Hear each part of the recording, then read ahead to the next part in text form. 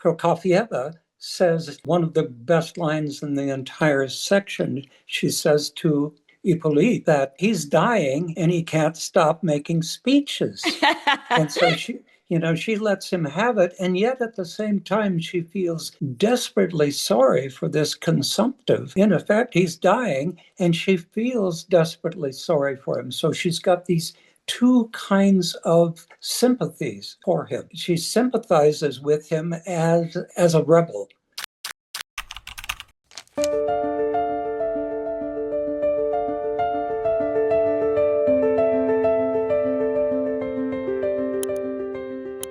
Hello, and welcome back to the Big Book Project. Today, I'm so thrilled to have with me Professor Michael Sexton. As you may know, if you're in our group read of The Idiot by Fyodor Dostoevsky, Michael is a great contributor and commentator to the Substack post, and I'm really thrilled to have you with us today, Michael, to share some of your thoughts about this week's reading. This week we are reading the second half of part 2 of The Idiot, chapters 7 through 12. I'm very thrilled to be here talking with you about this, Lori. So what do we make of this chaotic chapter? And I guess maybe we should start from the top and this intrusion, I guess you could call it, into the Lebedev gathering, informal gathering at the home of one of the characters of these, I don't know, might I say motley group of young men? Motley is a good word. I'm thinking of some of the contributors to the site, thinking that what goes on in this Dostoevsky novel is too much. And I believe I wrote back to one of them and saying that's exactly who Dostoevsky is. He's too much. Chaotic is not exactly the right word. It's more than chaotic. Dostoevsky is known for being chaotic, too much, over the top.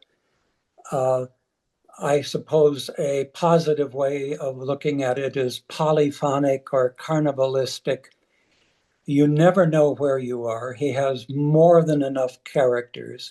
He goes on too long. He has too many chapters, too many characters, too many plot points.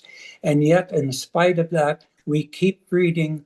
We are subject to a certain power of observation, a power of plot development, and certainly a power to keep us on the page, even though we don't know what's going on and we don't know what's going to be happening. So there we are in chapter 6. We are, as one of our contributors saying, it's like being on a stage someplace and seeing something performed. I think one of our contributors said he has a gift for drama. And even all of the little chapters seem to have a terrace in them. And a terrace has a kind of stage on it. And he brings his characters onto the terrace, and a certain performance goes on, whether it's Lebedev or whether it's the prince or whether it's some people coming on from another place. They put on a little performance, and the performance may be, as in this case, the prince who is recuperating from the epileptic seizure that he's had, or whether it's a group coming on in a chapter to come to put on their own performance, which is a kind of an extreme parody of nihilism, or whether it's a performance of a Pushkin poem, or whether it's Lebedev doing one of his apocalyptic kinds of performances. These are all performances. And I believe it's one of our contributors, Diane, who says Dostoevsky has a mimetic ability to perform like established dramatists such as Moliere or Oscar Wilde. And So she even, go ahead. in this setting, we've got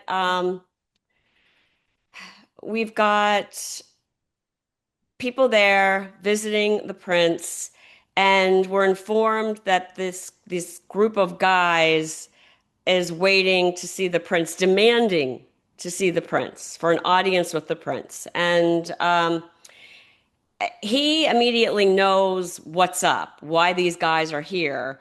We as readers don't know. So what transpires is this story of a guy that thinks that a benefactor of the princes in the past, when he was living in Switzerland, is this guy's father, but it turns out that it's not even his father. And it gets to the point of, I think, almost a sublime ridiculousness. Yes. Um, and it's funny. I was laughing. But what do you think, Michael, the purpose of this type of episode is to the texture of the novel as a whole? Well, first of all, I have said that this is my fourth reading of the novel. And I have to say that on previous readings, I skipped through this particular episode of the Nihilists going on because I thought it was so over the top that I thought it was too crazy. And I went on to something after. But now, as I'm going through my fourth reading, I'm I'm finding that this improves each time I'm reading it. I'm finding it to be extremely funny. So I'm stopping, I'm paying attention to it, and I'm laughing in a way that I didn't laugh before. But I want to go back and look at the first part in chapter 6 when we have this discussion, when all these people are coming in to Lebedev's, especially the old general who comes in, and we find him in previous chapters to be so tiresome and so tedious with his lies that he continually tells. This is General Ivolgin. And yes, Ivalgin. And so we're tired of his lying. But in this particular chapter, he stumbles upon the truth. And all of a sudden, he doesn't want to tell the truth, but in this particular chapter, he does. And so then we have this absolutely wonderful character. And again, this is me in my fourth reading. And in each of these readings that I do, one character becomes more and more um, endearing to me. And that is the character of Lizaveta Prokofyevna. When I first read her, I thought she was merely a foolish old woman, the kind of woman that we have seen portrayed in other novels, like, say, Mrs. Bennet and Pride and Prejudice. She's just sort of ditzy and foolish, and we've had enough of her. But she grows on us in each of these readings to become almost a kind of holy fool herself. And I think that Ippolit in this particular set of readings even senses that in these chapters. He sees her as a kind of saint in the way that he likes to think of himself. There's even a suggestion in his treatment of her in these chapters that she is a kind of holy fool herself. And we might want to, underscore that when we come to that. So, Yeah, and we should let our listeners know that Ippolit is one of these numbers of guys. I think there are five of them, the motley crew that come to see the prince. We were introduced very briefly to Ippolit earlier in the book because he's a close friend of Kolya's. And it's we find out in the course of this weird episode that Ippolit is not only very ill, but he's terminally ill, and he believes that he will be dead in 2 weeks. But that sounds more grim than this section of the book would permit, because there is so much, I don't know, so many interesting puns about the money that this son who's not the son is wanting from the prince, the way that the prince is kind of justifying why he's going to give this guy money from his inheritance, even though the son is not the son. But I think at one point the prince says, but he's even more like the son because he thinks he is the son, or some weird thing like that. I don't know. It's a long episode in the book, and it has ripple effects later on in some of the later chapters in this section. But it is kind of curious as to why this story about this guy that thinks he's a son but it's not the son is included in here. It's a way of parodying. Dostoevsky is parodying nihilistic thought. And so all of these people are meant to be almost violently parodied. They are being made fun of as agents of nihilistic thought. And we are supposed to, as readers, to laugh at them. In fact, the women in the crowd stand up and at one point said they've had enough of these people. And they say, this is what is this, a house of fools or a madhouse? And they've had enough of them. So I think that is the sense that we as readers also have to come to here. Otherwise, as we try to understand that section of the book for the people who haven't read the book, we are confusing them to the point where they might be saying, I don't want to read this section of the book because Laurie and Michael are making it sound so ununderstandable that I don't want to read this section. But I think from this account that we're trying to make understandable to them, we're saying that it isn't understandable in any sense of the word, but it is riotous and funny as Dostoevsky is trying to portray it. Well, I think that's a really good point you make, Michael, because I think in trying to explain to the prince and Lebedev and everyone that's gathered there their demands that the prince give this guy money, they themselves become confused about their their kind of reasoning as to why they think this is the justifiable and reasonable thing that should happen. So it does become kind of a real comedy because they get confused, particularly when Ganya confronts them with his investigations that he did on behalf of the prince at the prince's request into this supposed son, and discovered that no, indeed, you're not even the son of this benefactor, and so this is nonsense. But one thing that is interesting, Michael, is that in this part of what I think makes this scene so chaotic to me is that I'm laughing as a reader, but I'm feeling like the prince's friends are insulted.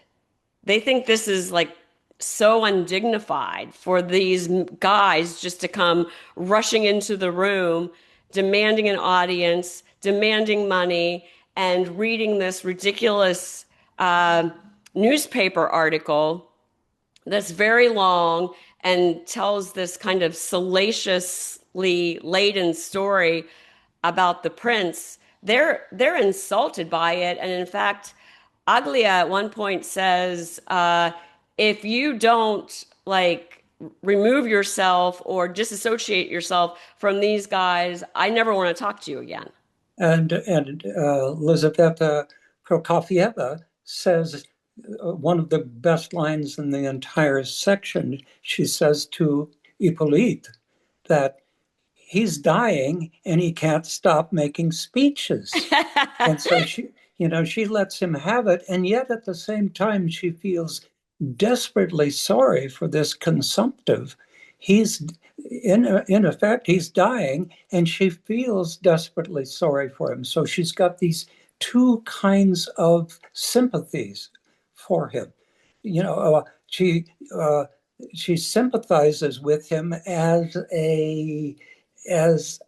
as a rebel, and on the other hand, she is sympathetic with him as a person who's on his deathbed. And so we get this complex character. She wants to deny him, to tell him he's stupid for having made this baseless claim against the prince. But on the other hand, she wants to take care of him as a mother. And there's this one passage in which she grabs him and presses him to her bosom. And it's an extremely touching scene and is so indicative of the qualities of Dostoevsky, uh, uh, showing you these divided loyalties of a person like this. And she comes out being I think, one of the great comic creations of Dostoevsky in this book. Do you agree with that? Yeah, I do. And maybe we can just uh, fast forward to the end of this section, just to talk about Lizaveta for a second more, because she does something to me in chapter 12 that's rather surprising. Oh my. She's Yes. mad at the prince for Yeah. 3 days, and then she Yes. finally breaks down and goes back and visits him. And she demands to see this letter that the prince sent Yes. to her youngest daughter, Aglia, while he was in Moscow. Yes. And this is the letter where the prince tells her that he needs her, and and he only wants her to be happy. So the prince says, "I can't show you that letter because I don't have it. Your daughter has it, but I remember it by heart. So I'll tell you what's Yes. in it." And then he also shows her a letter that Aglia sent him just recently that said, "If you come to the house, I won't be happy to see you." And Lizaveta Yeah. turns that whole kind of Yes. request around and insists that the prince go with her right away to the house, just to kind of, I don't know, how would you describe it? To defy Aglia? Yeah. Well, I come at it in a slightly different way. I first of all, if you remember, one of the contributors to the website, the Big Book The website, Substack, yes. yeah, said that Dostoevsky has this gift of mimicry, and was wondering if he was doing a kind of mimicry of Oscar Wilde here, Ah, particularly with respect to the play, The Importance of Being Earnest. And this is a play which is about nothing important. The Importance of Being Earnest is a play, as Oscar Wilde said, about nothing. Uh, and it's, and in a sense, chapter 12 here is about nothing important. And it is written in the style and manner and tone of Oscar Wilde. If you look at it, it's almost pure dialogue, yes. conversation between two people. And it Lizaveta Prokofyevna can be spoken in that kind of stentorian tone of Augusta Bracknell from The Importance of that stentorian voice that is given with Edith Evans in her great performance. And all of a sudden, Prince Myshkin, who is usually kind of submissive and unassuming, comes on as rather aggressive, unusually aggressive here, as he's given these kinds of Oscar Wilde lines to be spoken. And so we have this almost complete Wilde-esque kind of dialogue being spoken here, mimicking that sort of thing. And in a Dostoevskian fashion, we have this seemingly insignificant, unimportant thing being done with extraordinary importance, a la Oscar Wilde. I mean, it's an amazing kind of thing.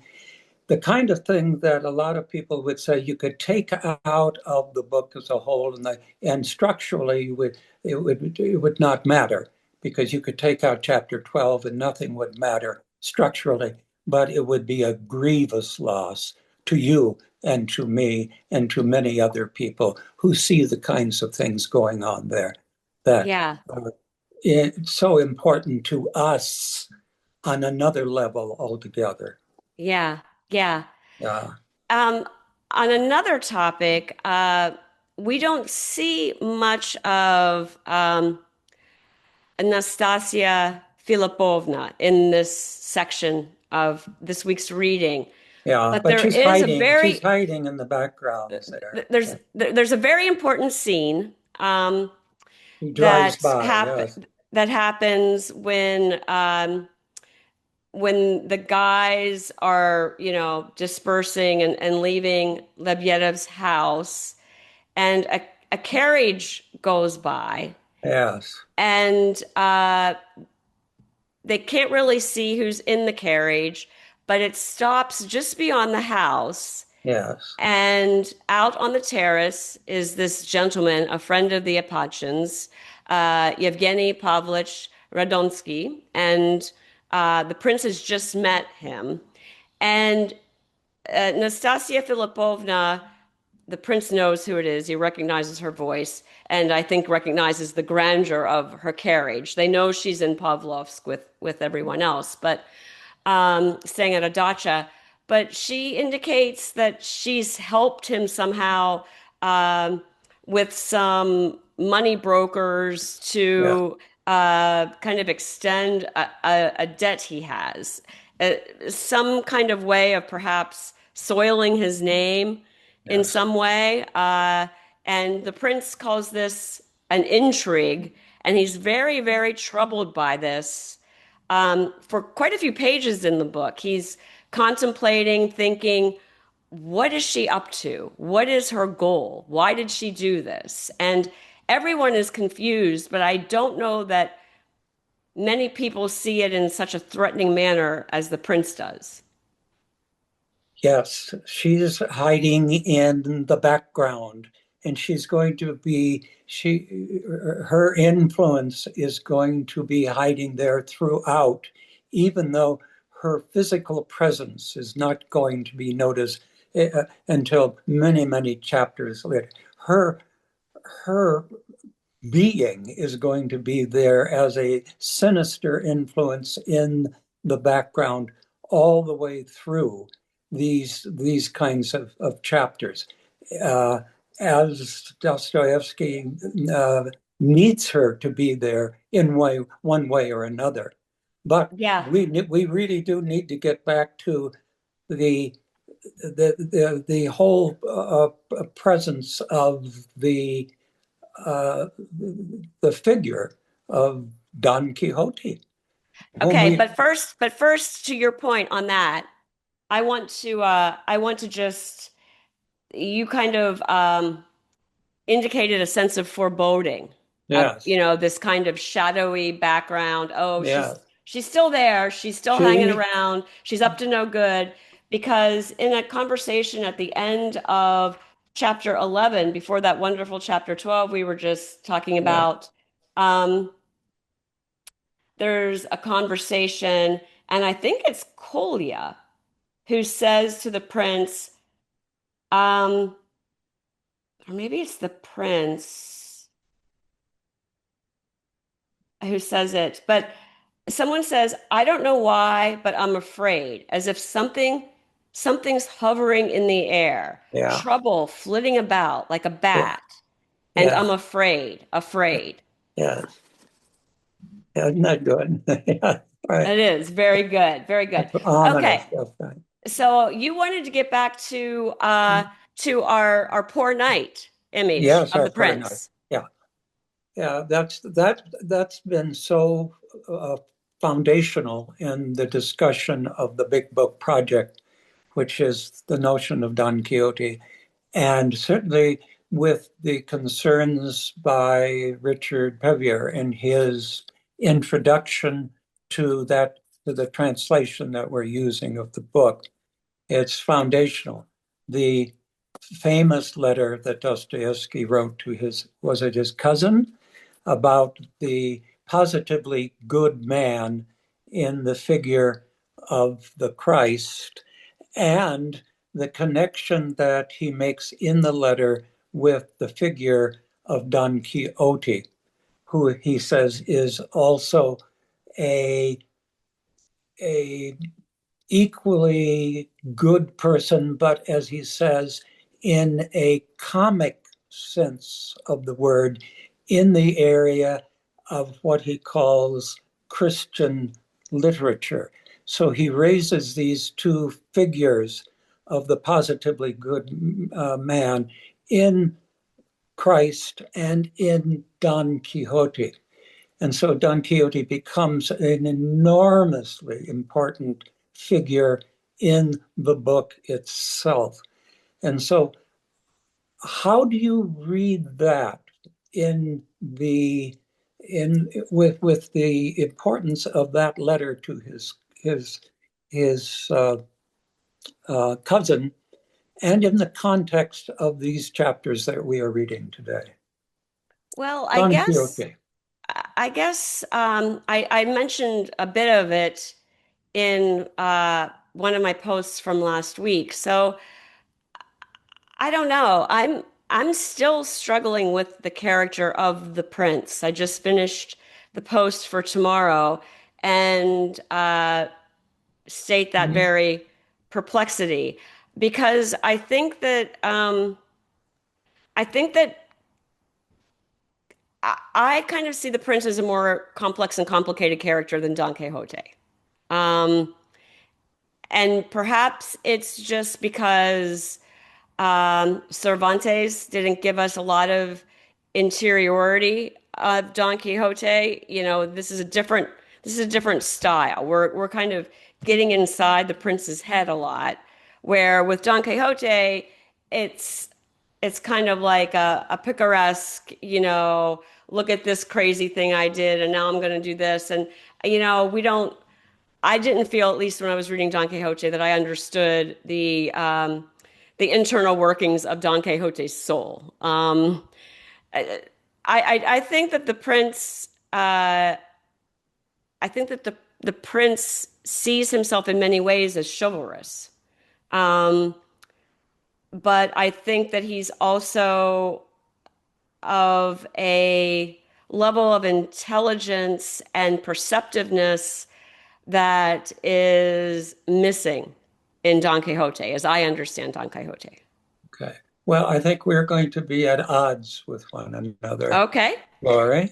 And let me just mention, a couple of things. But then we're at odds with one another on a number of things, but congenially. So Congenially, yeah, lovers of yeah, literature and yes, loving the yeah, process of trying to unknot these yeah, ropes. yes.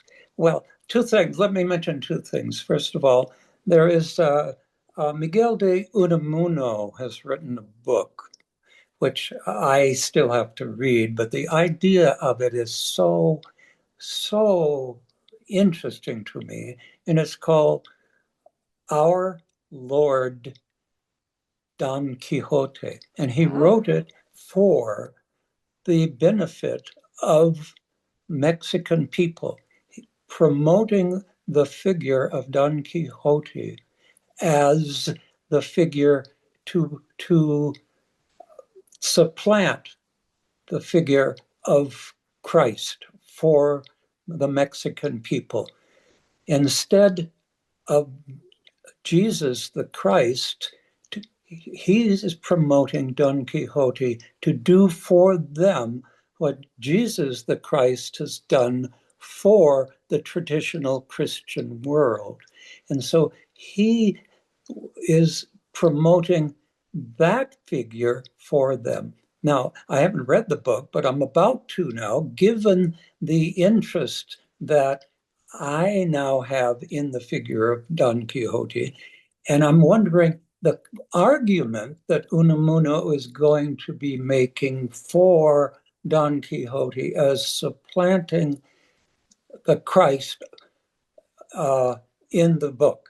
The other person, of course, and you know who I'm going to name here, is Vladimir Nabokov in his book called Lectures on Don Quixote, and which is quite wonderful. Nabokov is a great fan of Cervantes, and he is not, of course, going to promote him as the Christ, but he is going to promote him as the one of the great figures of the comic imagination in lectures on Don Quixote.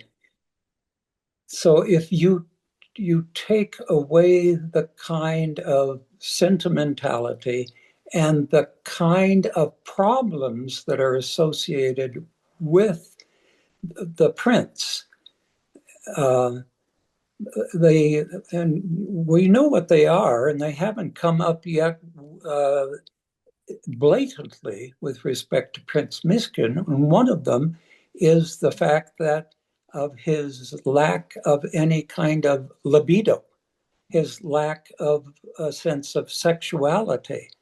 And this is hidden in our discussion.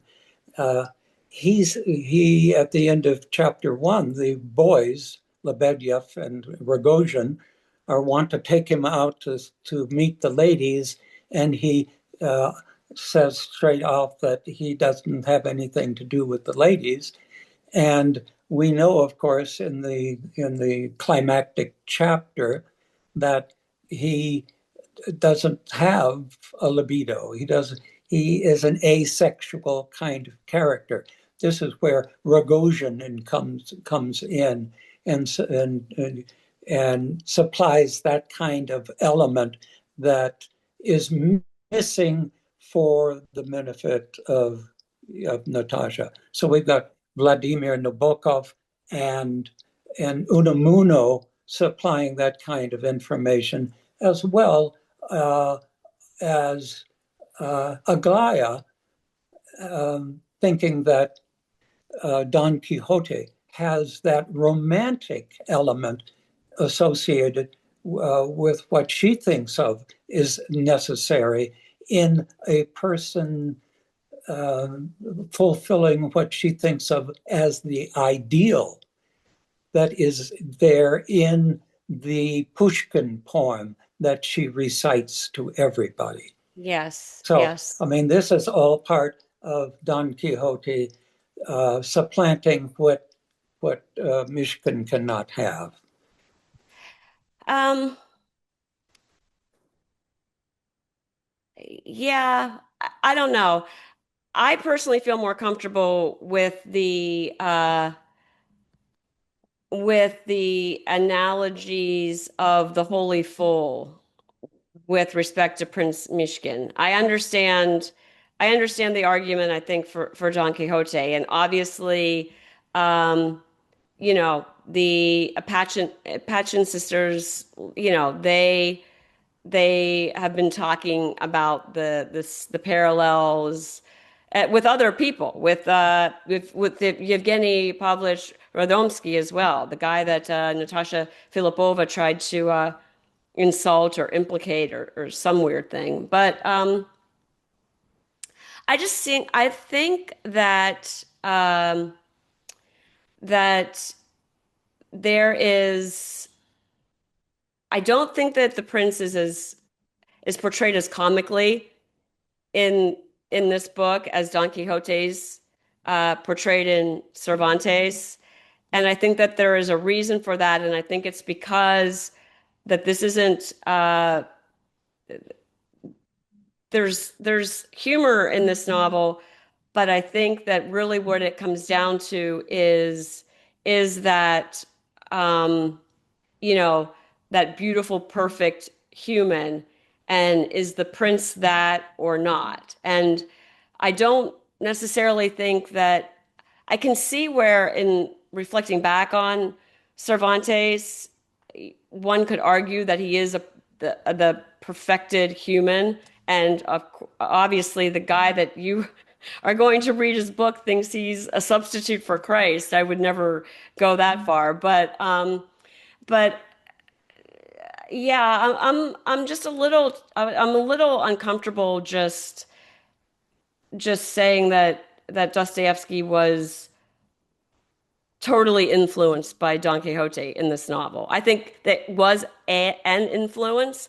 I think there's so much more, though, in the Russian temperament and Russian soul that's a bigger influence. Well, there's no question but that Dostoevsky was far more influenced by the Christ than he was by Don Quixote, because in the letter he says that truly the only truly positive figure was the Christ, and Dostoevsky was a genuine Christian enthusiast, and not only that, a nationalist Christian, to the Yes. point of falling upon Mother Earth and weeping his tears into that, and becoming a nationalist Christian to the point of becoming a anti-Semite. Now, somebody like Harold Bloom would be willing to say that the novels of Dostoevsky are great, but he was not willing to admit that Dostoevsky was one of the great writers, because he was blinded by elements of anti-Semitism that wouldn't permit him to be admitted into the top tier of the greatest writers of the world, because what blinded him was this commitment to a kind of Russian nationalism, uh, uh, religious nationalism, that Yes. that turned into a kind of blind anti-Semitism. Well, I intimated at that in the introduction to our group read that there this uniqueness of Russia and the Russian Orthodox Church, and this idea that it's got a messianic um, goal or intention in the world, is one that we're seeing played out today. So But it you doesn't see, hasn't gone anywhere. in the Idiot, you see this tension between the two of them, Don Yes. Quixote and the Prince, being played out, and the tension is alive. It's electric, and you see that played out with the characters, particularly of Natasha Filippovna and Aglaya. Uh, and it isn't resolved in the book. I hope I don't ruin the book for people by saying that you're Don't not. say what happens. I won't say what happens in the novel, but I think I can say without too much concern that I'm not spoiling anything, that it does not get resolved because that kind of tension, uh, I don't even think that people expect it to be resolved because it is so deep already at this point in the novel that I don't see that how any reader can think that it's going to be resolved in any comic way or any other way. I agree But with you. okay. Yeah, for Now, sure. one of the things that I try to suggest is that you should not read The Idiot as uh, as being a greater novel than any other novel that he has written. But it might be wise to read it as one novel in a much larger novel. So I always talk about the Idiot as one of five novels that he's written, and those five novels are themselves one large novel. And the novel starts with a prologue, and that prologue is the notes from the underground. You know, it was a very short polemic. And the first novel after that is Crime and Punishment. After Crime and Punishment comes the Idiot. After the Idiot comes the Devils. After the Devils comes um, uh, the Brothers Karamazov. So you've got, you know, those five novels that are really one novel. And if you look at them as one, then you will find the one we're reading, The Idiot, as being sort of the dark part of this large novel. Yeah. There's another great, obviously, Dostoevsky novel, The Devils or the Demons. Yes, Um, or uh, The Possessed. yes, it goes by a lot of different names depending on who the translator is.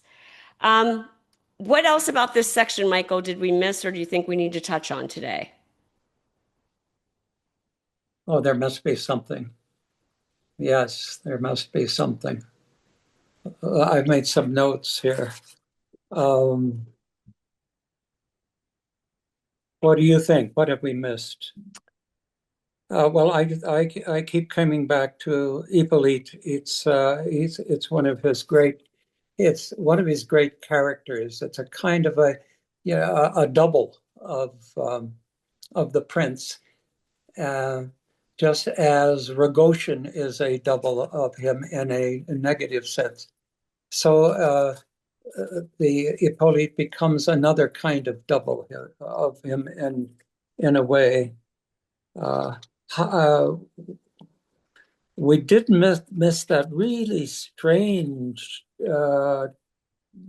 ending where Keller comes in to urge him to give him some money, and it seems like another throwaway kind of thing. But a number of commentators have suggested that if you read the particular uh, ending carefully, it shows this theme of duplicity that is part and parcel of so much of the novel as a whole, a doubleness and duplicity that goes on as a kind of a creative element of how the novel as a whole begins. Yeah, that's a really good point. I think that's a an excellent and touching scene because Keller is one of this motley crew that comes, but he goes Yeah, back to visit the prince, and you know he tells him that he wanted to come see him anyway, but when he thought in at night before he fell asleep that I'm going to go visit the prince for this, it also popped it into his mind, oh, and maybe I'll ask him for money too. And Keller kind of confesses this to the prince, and the prince says, Yeah. uh, I totally understand, these double thoughts happen to Yeah. me all the time. Yeah. Yes. And it's not only the theme of the double, but it's also a structural principle that works inside Dostoevsky's head. This duplicity as a Yes. kind of creative operating principle in Dostoevsky as a whole. Yeah. You know, Yeah. It's really interesting. I do want to sort of underline that one chapter that both of us seem to like so much, which is chapter 12, because it is a chapter that a lot of people would say you could just throw it out, and the whole novel wouldn't be hurt by its not being there. And I think that both of us are saying that's not true. It would Right. be a grievous lot to have that chapter, which seems to be just sort of unimportant and light and and uh, and unimportant, like that Oscar Wilde play, The Importance of Being Earnest. No, no, Yeah. no, no. It is so, so important. And it's short. But Very short. but also what I was one of the things I was struck by with that chapter, and again, it goes to my own, I guess, kind of pondering and perplexity about who the prince really is, and what is his emotional essence? Who is he? Um, Lizaveta Prokofyevna over and over again calls him a simpleton. You're Yeah. a simpleton. And I immediately was thinking, no, he's anything but a simple person. He's a very complex person, our prince. And he even says to her in that dialogue that he has called her when they were talking about the faces on people, he says, "You have the face of a child." He says that to her. And he repeats that in this dialogue that he comes off as a far more sophisticated uh, dialogtician in this exchange between the two of them. He doesn't cower in Right. this contest with her. He gives as much as he takes in this. So Yes. I'm really taken by this chapter. I really love it. Yeah, I love it too. Well, Michael, I've loved talking to you today, and I love your contributions on Substack, and I look forward to continuing our discussion. Yes, I do too. All right. Thank you.